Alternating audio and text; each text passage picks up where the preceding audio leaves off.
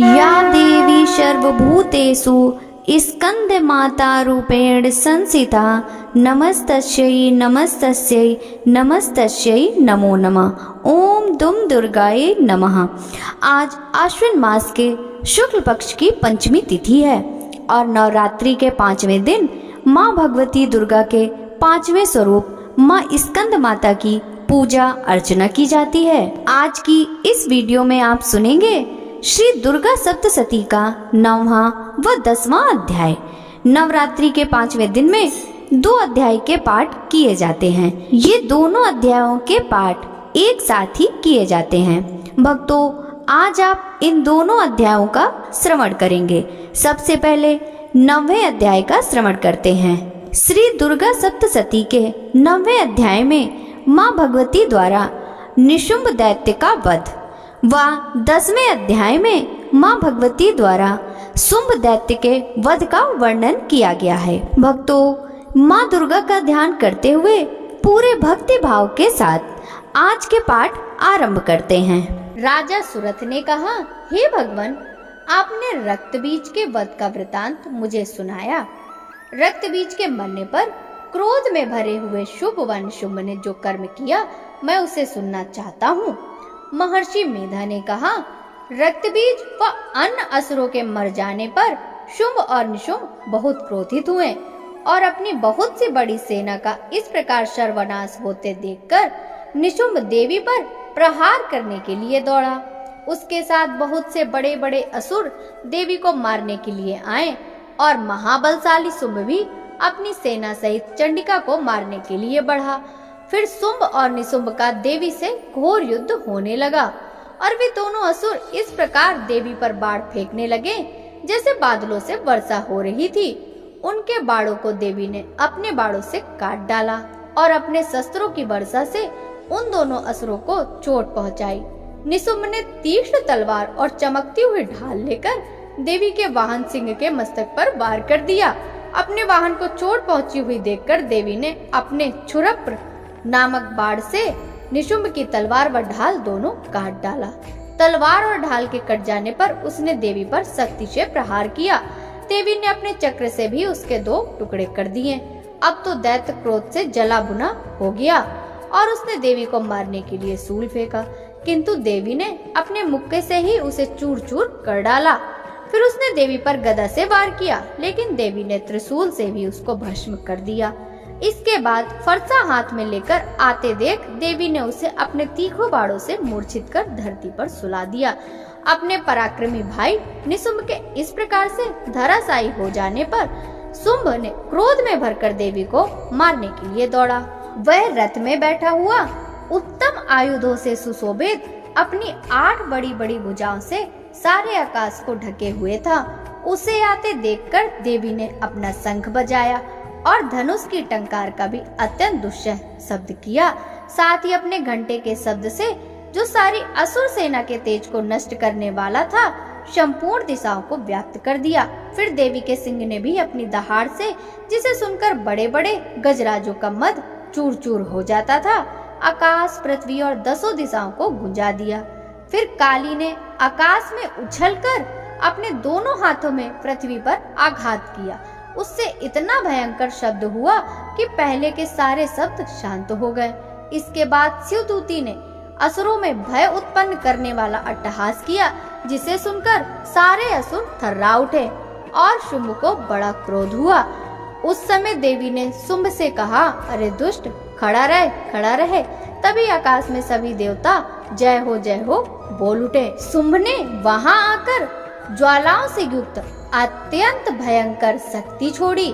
उसे देवी ने अपनी महोलका नामक शक्ति से काट डाला। हे राजन, फिर शुंभ के सिंहनाद से तीनों लोग गूंज उठे और उसकी प्रतिध्वनि से वज्रपात के समान भयंकर शब्द हुआ, जिससे इससे पहले के सारे शब्दों को जीत लिया। शुंभ के छोड़े बाणों को देवी ने और देवी के छोड़े बाणों को शुंभ ने अपने बाणों से काटकर हजारों टुकड़े कर दिए।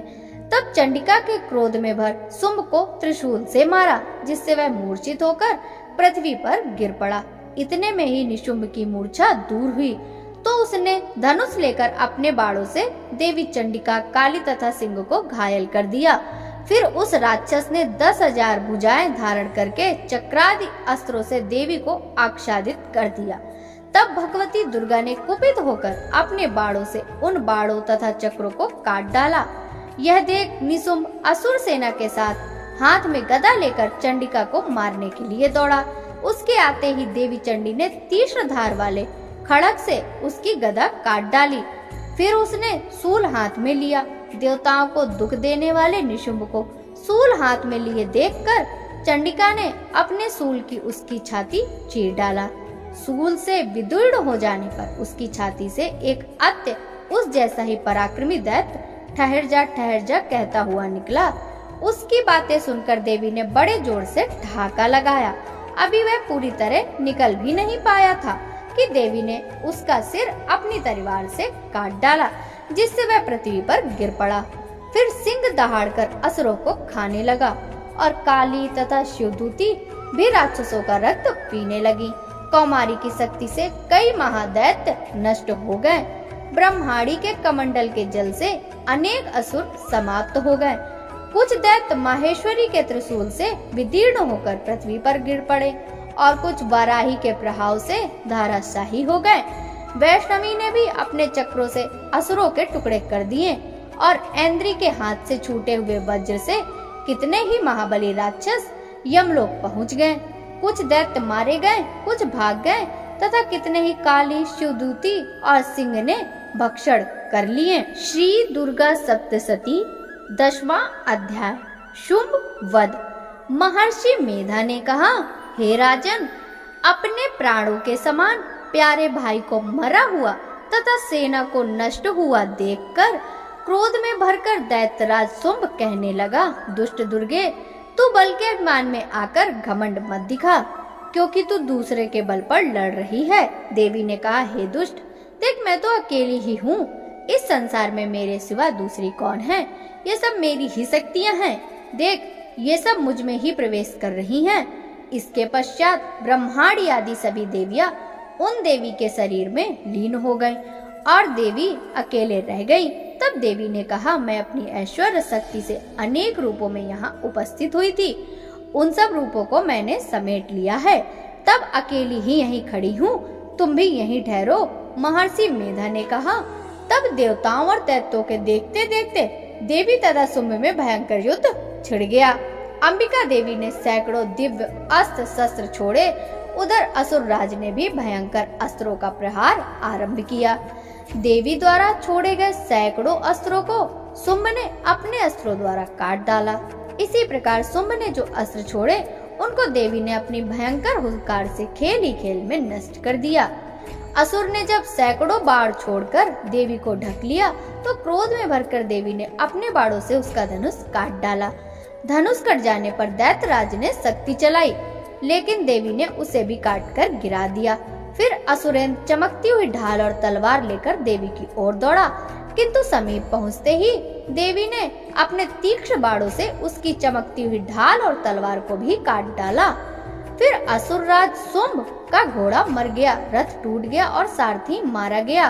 तब वह भयंकर मुदगर हाथ में लेकर देवी पर आक्रमण करने के लिए बढ़ा, किंतु देवी ने अपने तीक्ष्ण बाणों से उसके मुदगर को भी काट डाला।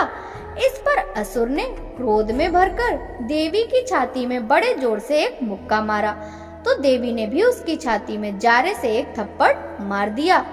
थप्पड़ खाकर पहले तो असुर पृथ्वी पर गिरा, परंतु तुरंत ही उठ खड़ा हुआ। फिर वह देवी को पकड़कर आकाश की ओर उछला और वहां जाकर दोनों युद्ध करने लगे। वह युद्ध ऋषियों और देवताओं को विस्मित करने वाला था। देवी आकाश में असुर के साथ बहुत देर तक युद्ध करती रही। फिर देवी ने उसे घुमाकर पृथ्वी पर गिरा दिया। वह दुष्ट आत्मा असुर पुनः उठकर देवी को मारने के लिए दौड़ा। तब उसे अपनी ओर आते हुए देखकर देवी ने त्रिशूल से उसकी छाती विदीर्ण करके उसको पृथ्वी पर गिरा दिया। देवी के त्रिशूल से घायल होने पर उस असुर के प्राण पखेरु उड़ गए और उसके मरने पर समुद्र, द्वीप और पर्वत सहित समूची पृथ्वी कांपने लगी। उस दुष्ट के मरने से संपूर्ण जगत प्रसन्न व स्वस्थ हो गया तथा आकाश निर्मल हो गया। पहले जो उत्पात सूचक मेघ और उल्कापात होते थे वे सब शांत हो गए। उसके मारे जाने पर नदियां अपनी सही मार्ग से बहने लगी। समस्त देवताओं का हृदय हर्ष से भर गया और गंधर्वगण मधुर गीत गाने लगे। दूसरे गंधर्व बाजे बजाने लगे और अप्सराएं नृत्य करने लगी। सूर्य की प्रभा स्वच्छ हो गई। यज्ञशालाओं की बुझी हुई अग्नि अपने आप प्रज्वलित हो उठी तथा सभी दिशाओं में शांति छा गई। भक्तों, अब हम सब मिलकर माता रानी से क्षमा याचना करेंगे। हे परमेश्वरी, मुझसे रात दिन सहस्त्रों अपराध होते रहते हैं, अतः आप मुझे अपना दास समझकर कृपा पूर्वक मेरे उन अपराधों को क्षमा करो।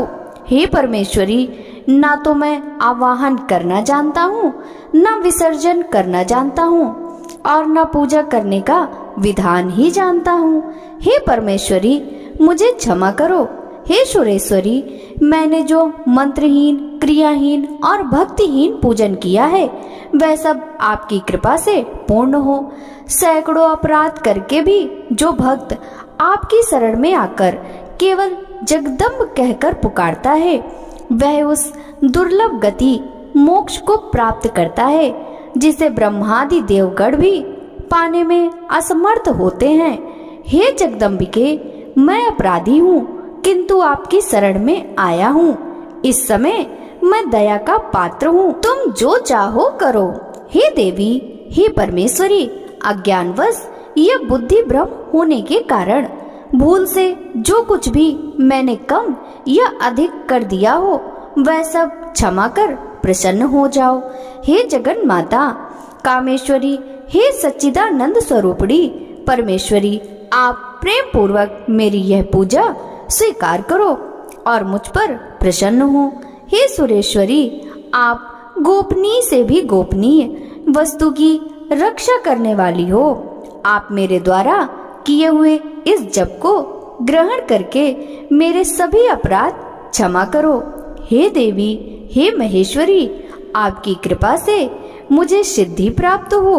जय अम्बे गौरी मैया, जय श्यामा गौरी, तुमको निश दिन ध्यावत हरि ब्रह्मा शिवरी। जय अम्बे गौरी, मांग सिंदूर विराजत, टीको मृग मध्य को, उज्ज्वल से दो नैना चंद्र बदननी को। जय अम्बे गौरी, कनक समान कलेवर, रक्तांबर राजे, रक्त पुष्प की माला कंठन पर साजे। जय अम्बे गौरी, केहरी वाहन राजत, खड्ग कपर धारी, सुर नर मुनि जन सेवत, तिनके दुख हारी। जय अम्बे गौरी, कानन कुंडल शोभित, नासाग्रे मोती, कोटिक चंद्र दिवाकर, राजत समज्योति।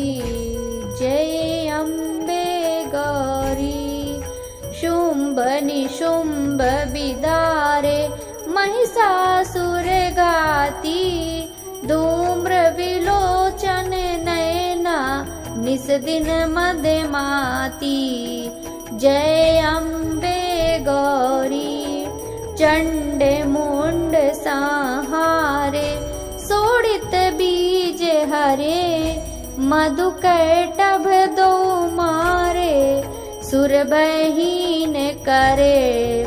जय अम्बे गौरी, ब्रह्माणी रुद्राणी, तुम कमला रानी, आगम निगम बखानी, तुम शिवपट रानी। जय अम्बे गौरी, सठ योगनि गावत नृत्य करे बैरू। बाजत ताल मृदंगा और बाजत डमरू। जय अम्बे गौरी तुम ही जग की माता, तुम ही हो भरता भक्तन की दुख हरता, सुख संपत्ति करता। जय अम्बे गौरी भुजाचार्य अति शोभित वर मुद्राधारी। मन वांछित फल पावत सेवत नर नारी। जय अम्बे गौरी कंचन थाल विराजत अगर कपूर बाती। श्रीमाल के तुम राजत कोटि रतन ज्योति। जय अम्बे गौरी अम्बे जी की आरती जो कोई नर गावे। कहत शिवानंद स्वामी सुख संपत्ति पावे। जय अम्बे गौरी मैया जय श्यामा गौरी मैया जय श्यामा